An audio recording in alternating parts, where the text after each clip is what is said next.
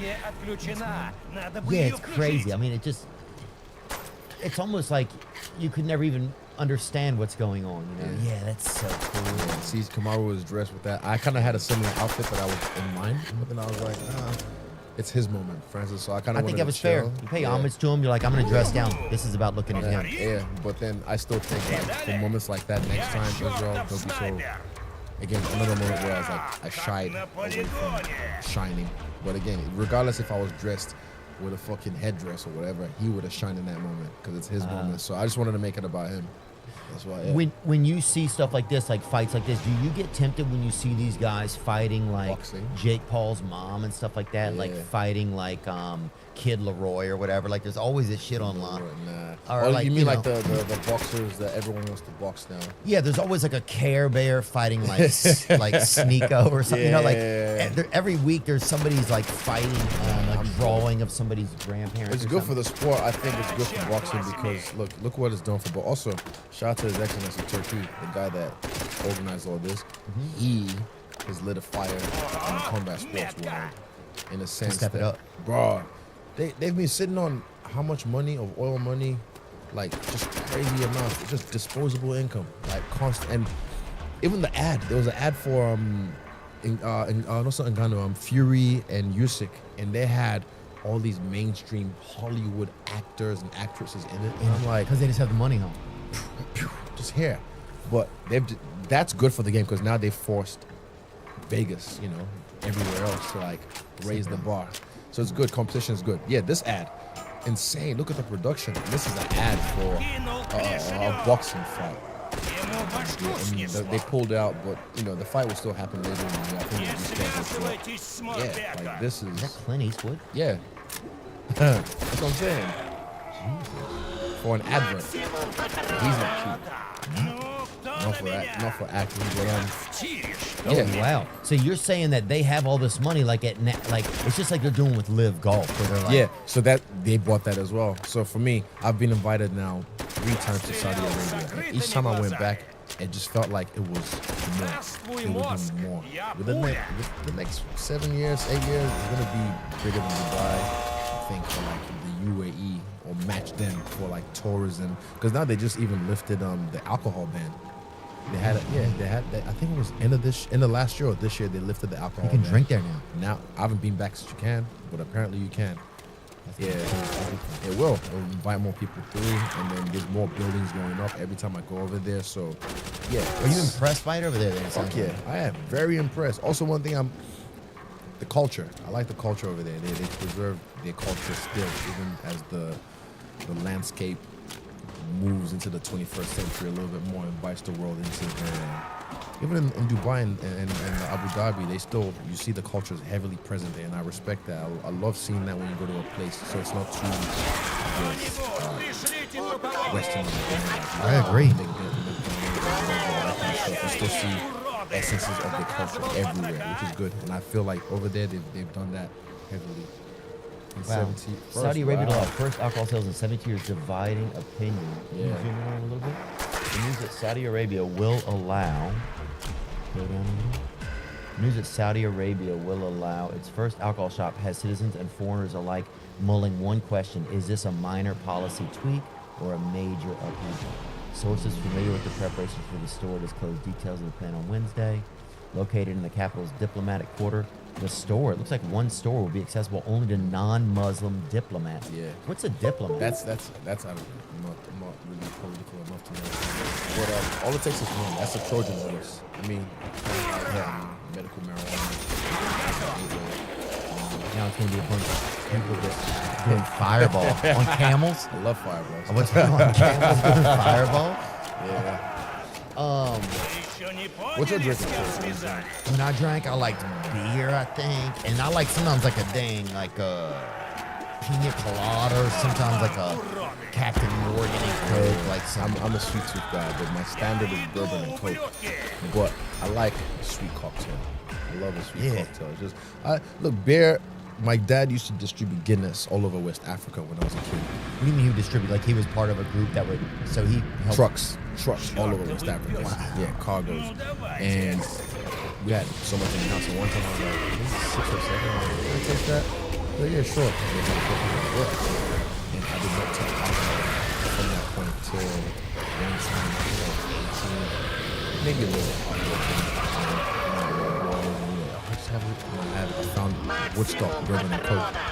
And then when I first got drunk, I was at this park with my boys. I realized why, like, this is why that girl outside the party's crying. This is why that guy wants to fight everyone. This is why that guy wants to, because it opened my eyes to understand what being drunk was like. But yeah, It's so interesting, man, because one thing that's interesting I think about you, man, this is a judgment, but you are yourself, but you also are able to watch yourself be yourself. And some people, it's something that we all need more of. self-awareness. We have to find ways to get it, because I think it used to be the crux of a human being. Like, you had a relationship with yourself that was evolving constantly. Like, you know, a lot of the greats, like Marcus Aurelius and stuff, not only would they learn something, but then they would sit there with what they learned and develop a relationship with it. You know, like, what have I learned here? What does this mean to me? What am I getting from this? What is this serving me? Do I need to let go of this? Right. I'm constantly questioning even things Where that does I've been come told. from? That's interesting, bro. Nah, not. I think just living life and okay. Example: when I was young, Sunday school. I remember we learned about God made the world in 7 days and this and that. Right, Yeah, Adam Paul. and Eve. Yeah. And then for me, I remember asking the question to my Sunday school teacher: was like, well, if God made the world, who made God? And yeah, no answer. Just kind of like, what? And then I asked my parents, asked the housemaids, my aunties, and then eventually one of my aunties was like, if you keep asking that question, you go mad. And then I kind of thought, they understand, they really understand what's really going on. So it made me question, you know, what they tell me. And over time through life, I've had moments when I've done stuff and I'm just like, why did I do that? Why did I feel that way? And then again, I call it like you identify the monster and you can kill it. So once I identify the feeling of, you know, envy or anger or sadness, I'm like, why am I feeling this way? And I can backwards in the mirror or something. So go into that a little bit, because I think that's important, man, because I think a lot of people deal with that. So say if somebody's kind of going through that, like what kind of process are you kind of talking about? Okay, If so you can example, explain. it takes a skill to be happy for someone. And I've noticed this because when I was younger and growing up in NZ, the culture kind of caught me a little bit weird. If someone's doing well, you know, it might look like, because I noticed myself, one of my friends, old friend, I noticed myself like distancing myself away from him because he was doing so well. Yeah. And then I realized, I was like, wait, hang on. So I had to kind of, because I was like, this is my boy. Like, why am I feeling this way? Why am I feeling like I'm jealous of him and he's not doing anything to me? And I've seen people do it to me as well. But the bigger I got, and people will start, oh, must be nice type shit. You know? Yeah. Like, and then you see them start to treat me differently. So for me, I noticed myself starting to treat him differently and distance myself from him. So hold the brakes, sat with it for a few weeks probably, and just kind of identified, like, wow, I'm really happy for him. And it takes a skill to learn that, and then becomes your second nature over time. Once you become like rep. Because to learn to be a hater was just natural in the environment I was in. So I had to learn, no, that's not the way I want to be. So you can only learn to be always as well. Even as I get older, things, even women, I have to unlearn certain behaviors. Yeah, you have to know, like, this is maybe a person to be more honest or be more communicative, all that kind of stuff. You have to unlearn and constantly learn new ways of being.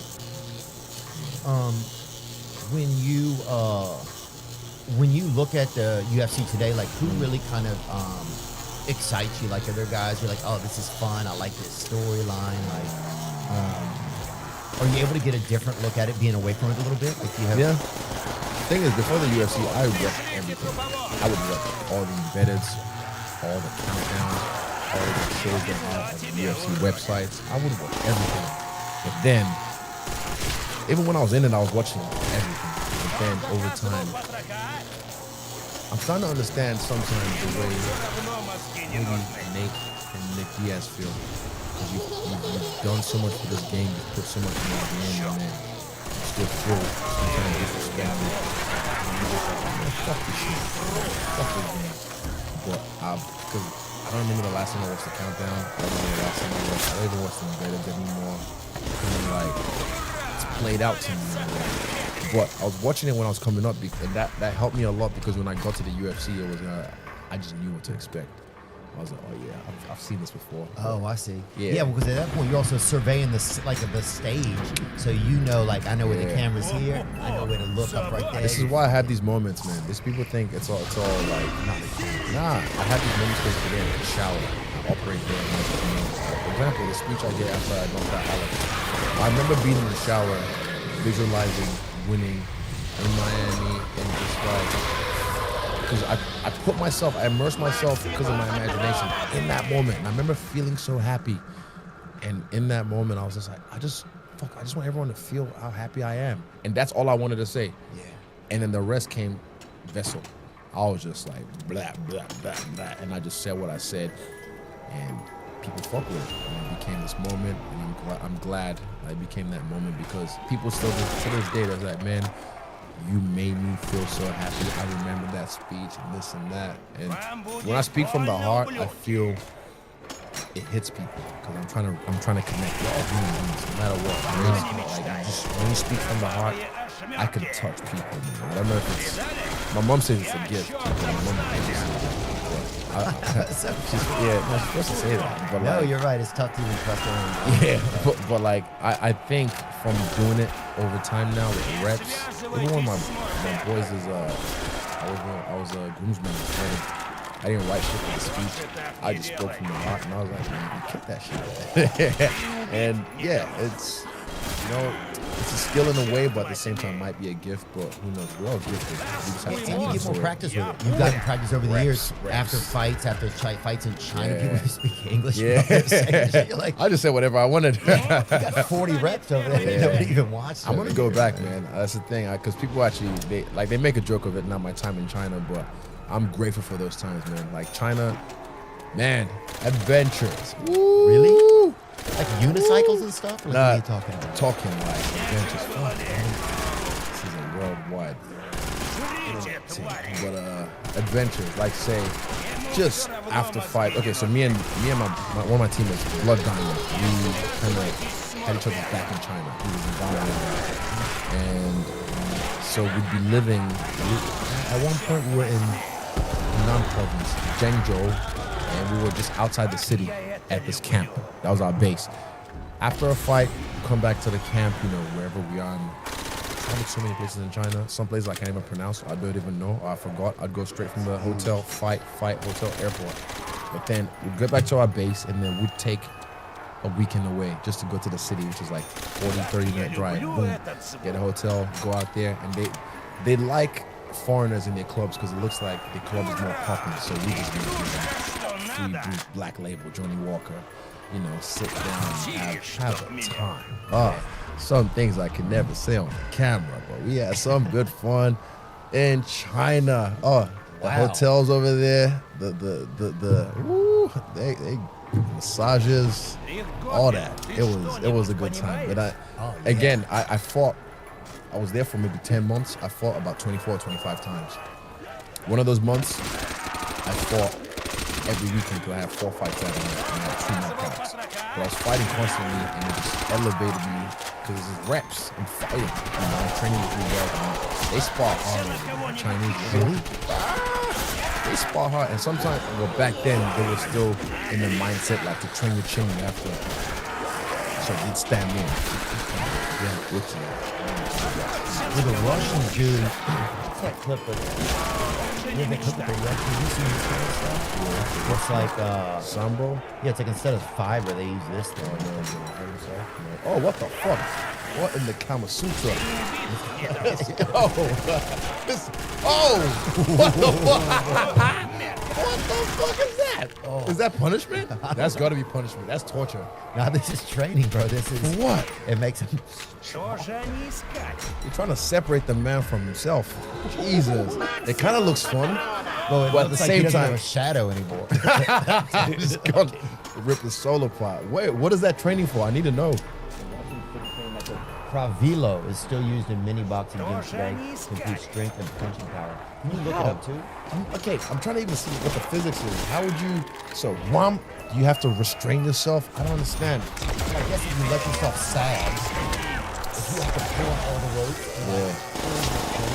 Like Samson, just maybe so that's something. yeah. I have to ask my strength coach because even that's why I have someone who's smarter than me. I wouldn't ask anybody about that. I don't think I That wanna looks see- like some torture. He might be like, that's a good idea. Let's add that to your regimen. I don't want to see setting that up. Is that your coach, Gene? Eugene, yeah, he's my And he goes by Eugene. yeah Eugene, yeah. I just call him Lord. We call each other Lord. Well, you guys have had a long relationship. Yeah. Cravilo machine builds strength, mobility, the old-fashioned way, stretching out. Yeah, let me see a little bit more. I'm intrigued. I'm straight because you could just tie, like there was a torture method back in the medieval times where you can like tie a guy to this horse and his upper body to this horse, and then they just like hit the horse and then they separate. So maybe that could be an old school version, but that was a way to kill people, torture them. Yeah. It works to stretch and strengthen the internal framework of joints, tendons, and ligaments, as well as improve mental clarity and ability to work under stress. Okay. By stretching all the connective tissues and removing I like the fascia. Okay. Cravilo practice increases blood flow to the entire body. I bet it's definitely. Yeah, I mean, if it's the Russians are pretty good at sport. So yeah. And what do you do? It looks like your wife's mad at you. I thought I was about to get 10 lashes or something. Next minute, damn, it kind of looks fun. It's Eddie. I'm crazy, so I like crazy shit. So Bro. while I wasn't fighting, I took up other things. Like in September, I feel like when you're not fighting, I feel like you're in Zelda Breath of the Wild. I- doing stuff. That's what it's like. I think from honestly, like a fan's like perspective. man, I'm not playing the game literally. Yeah, I know, but you're in the like I can do Yes. anything. Like I'm got money, got a passport, fucking go anywhere. But for me, I took up things like golf. Golf's my new favorite pastime in a way because I like it because it's soft. It's a bit more slow paced. People say, oh, what about tennis or something else? Something soft. Just my life is chaos. I'm working up cardio, strength. So then I'm in the golf course. I mean, I'm not trying to flex, but I got pretty good. No, I want to in see like it. I can't believe it. I got pretty good in about how many months? Let me say I got pretty good. I'll send you guys this clip as well. I got pretty good in about 5 months. Ooh, that's not bad. Look at the hips on them. Yeah. But even like the last one, this is my final one. I was like, you know what? There's a lot of great golfers from your country. Yeah, from Nigeria. Oh no, Oh, from New Zealand. New Oh, Zealand, yeah, sorry. See, I sent that shit to the moon. I sent that shit to the moon. I was like, yeah. And look, again, emotes. This is how I live my life. I sent it. Yeah. Because when you're a kid, you be doing shit like this. And then when you get to be Bro, I'm a Power Ranger when I was a kid. I was a Ninja Turtle. I was Action Man. Like, you could be I was a boss boy for Halloween. I was like, kid. I was What? like, yeah. a bus boy. I was like hopeful. Like, yeah. Like we had a lot of like low hopes in our Yeah, area. well, I mean, I didn't really have the custom, but in my mind, I was legit a Power Ranger. Oh, I did. Either him or the Red Ranger. That's fair.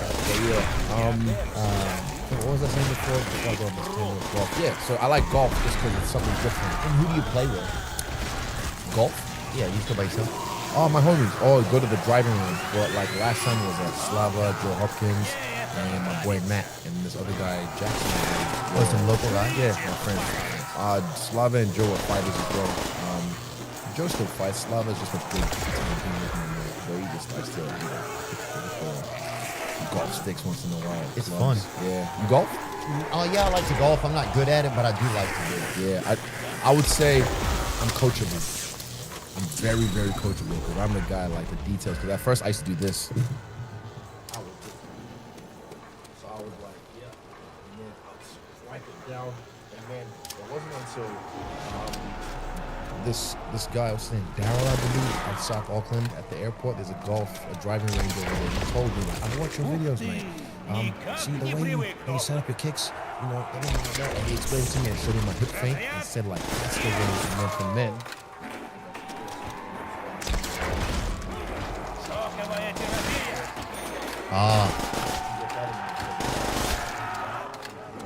So once he told me that, then I was like, bing! And that's the boss I was saying now.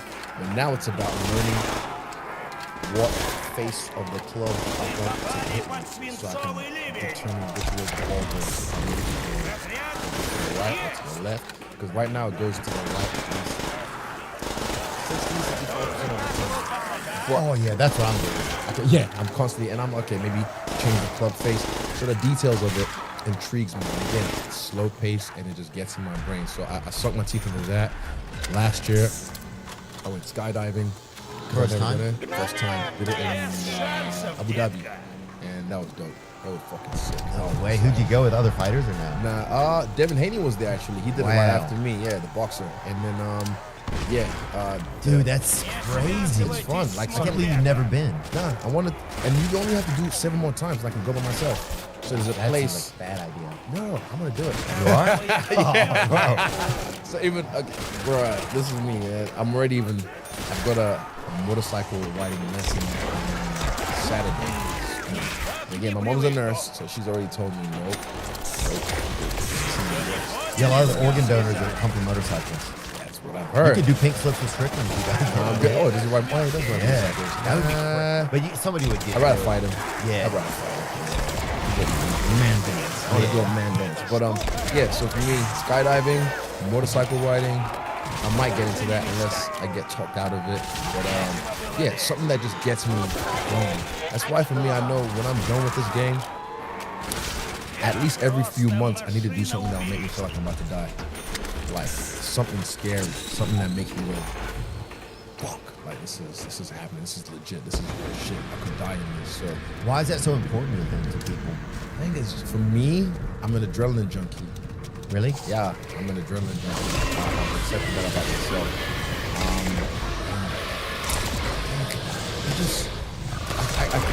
Even Alex spoke about it after the Islam fight when he said like sitting around like you need to do something. You need to do something. And I felt that. A lot of fighters felt that. So for me, that's why I say giving me free time with what I have now can be a bad idea. But I'm glad that I'm older now, a lot wiser. A lot wiser now. I'm surprised I don't have any babies out there. Well, that I know of. Maybe in China. But we'll wait another. We'll see. We'll see. But like, no, I've lived a life here.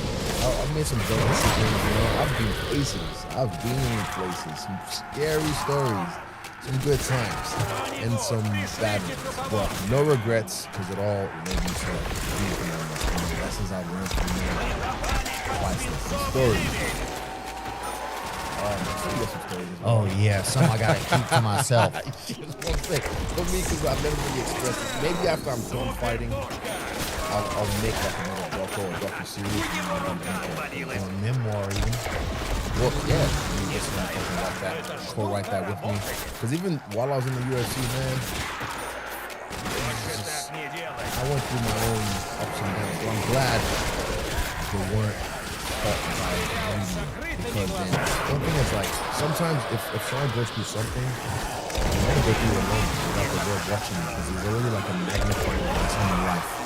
And everyone's watching you and waiting for you to fail or something like that. So More people take their own lives because they can't handle what the media does. And I've the media said has this, no bro. accountability. The media has Bro, no. A lot of people living our lives, they would have definitely unalived themselves, unsubscribed from life, because Yeah. it's a lot. And I've been there before where I'm just like, fuck, this is too much. And I find myself going in my shell. I'll just become a crack and I'll just go. I wouldn't really want to.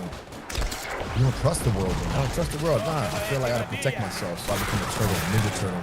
But then, A little less ninja, a little more turtle. yeah, more turtle. Yeah, Yeah. less ninja, more turtle. Inner ninja, yeah. Oh, bro, man. For me, it's just about learning how to come out of that. And that's where you've seen in the doco, talking to Janet. She doesn't like to call herself a therapist. She calls herself a possibility. Bro, she was impressive. I was actually Yeah. asking for her information. It's crazy. She's here. She retired and just travels the country now in a caravan, seeing her grandkids. Wow. That's her life. So she's already set herself up. She's left that life behind of the 9 to 5.